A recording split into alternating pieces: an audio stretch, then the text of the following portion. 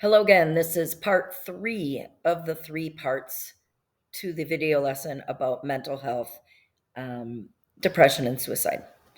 So, this portion is about different mental health professionals and then a few different types of therapy. So, I just want to talk about that briefly. A lot of people have questions. Um, it may trigger you to be interested in going into one of these fields and also may ease some questions you might have about therapy in general. So let's take a look at different mental health professionals. The first mental health professional is one. Before we get into the specifics, mental health professionals are different based on their education, their specialty, like a school counselors counsels people with regard to school, right? Students. Marriage counselor counsels married couples. Um, and it might be their license, their workplace, treatment methods. Those are all different things that uh, differentiate between these different mental health professionals. So, psychologist. A psychologist is somebody who specializes in the science of thinking and behaviors, emotions, thoughts, behaviors, and how those things are connected. How do your thoughts create your behaviors, etc.? That's the specialty of a psychologist. They work in places like private offices, schools, hospitals, etc. They treat a wide range of issues, from relationship problems to mental illnesses, and they do it through counseling. Okay, so through therapy. A psychologist oftentimes will have a PhD, but they don't have which is um, a doctoral degree, but they don't have a medical license. They aren't a medical doctor, so they cannot prescribe medication. So you couldn't go up to the school psychologist and have him prescribe Zoloft because you have depression. He cannot diagnose depression. He cannot diagnose mental illness. He's not a medical doctor. Can't prescribe meds. This next medical health professional, a psychiatrist, is a medical doctor.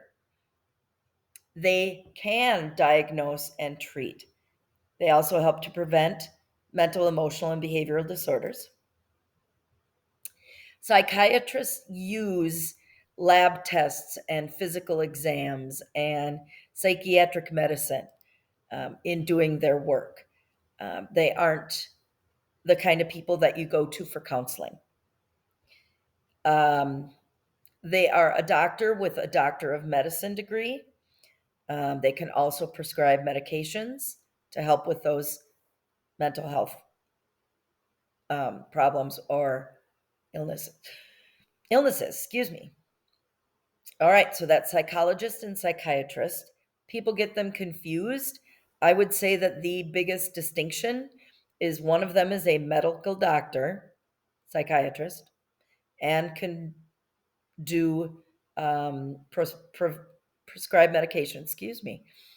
And a psychologist is mostly talking to you about your behaviors and your thoughts, and they cannot prescribe medication. All right, the next is a therapist.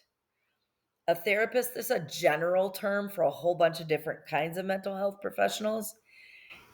To be a therapist, you really don't even need a 4-year college degree.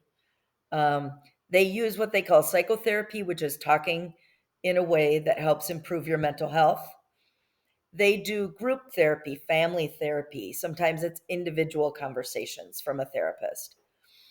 The most popular kind of therapy is called cognitive behavioral therapy. And we'll talk more about that when we talk about therapies. But CBT can help someone learn how to change their behaviors and their thought patterns. A counselor is a broad term used to describe somebody who provides counseling. It might be marriage counseling, it might be school counseling. It's a very vague term. So, in order to get the idea of what the counselor does that you may be interested in, be sure to ask about their education, their experience, etc. And like I said, they specialize in fields like marriage and family, school, jobs, addiction, and children. A social worker is different again. And we have all of these people at Armstrong High School, except for a psychiatrist. But we have psychologists, we have therapists, we have counselors, and we have social workers. A social worker is a group of employees that helps people cope with problems and issues.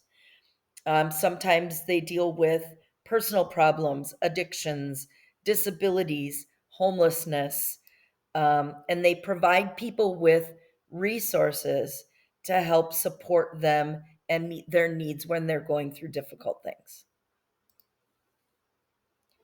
Social workers are often involved with issues around domestic violence or child abuse. And there are subtypes of social work as well. You could be a child social worker, family, school, uh, public health, social worker, mental health, substance abuse. So you can target your work. A school social worker has targeted services and resources for students. So those are our 5 types of mental health professionals. Let's now talk about therapy. I want to talk about 4 different kinds of therapy. Okay. In therapy, you worked with a trained mental health professional. And in your appointment, it depends on the preferred methods of the therapist. But for the most part, you're going to spend some time talking about what's challenging you, the emotions that you might be having, the behaviors that you are doing that affect your life. And it'll probably involve working around through some negative stuff. It might be difficult to go to therapy, but it doesn't make you crazy. A lot of people go to therapy and it makes them better. And it can be very, very successful and result in giving you some skills and some knowledge about how to make your life happier and more fulfilling. So, the first kind of therapy is behavior therapy. It's an action oriented approach, it's focused on behaviors. Behavior in this theory, and this is all psychology stuff. You guys need to take psychology class. It's fascinating. I love psychology class and I love psychology. So that's where all this is kind of from.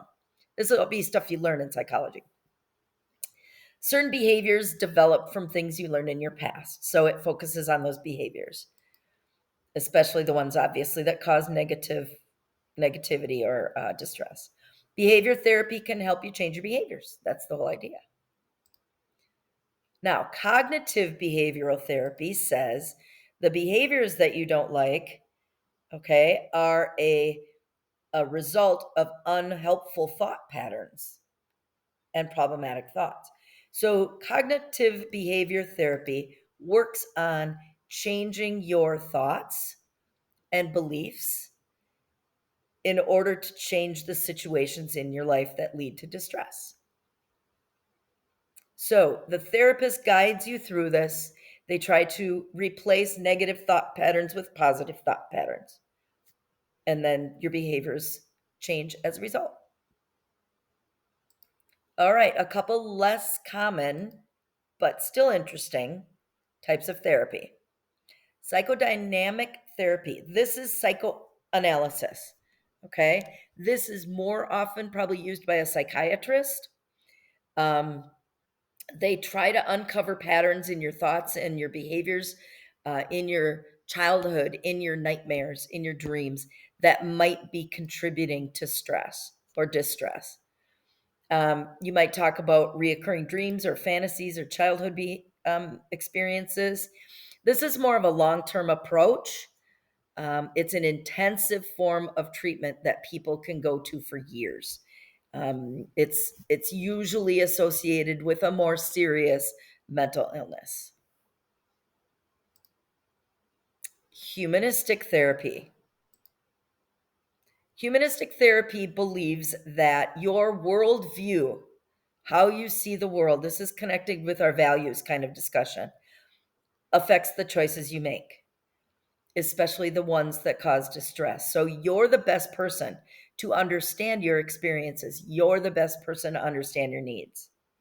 They offer you help to understand what you're experiencing without interpreting your feelings for you.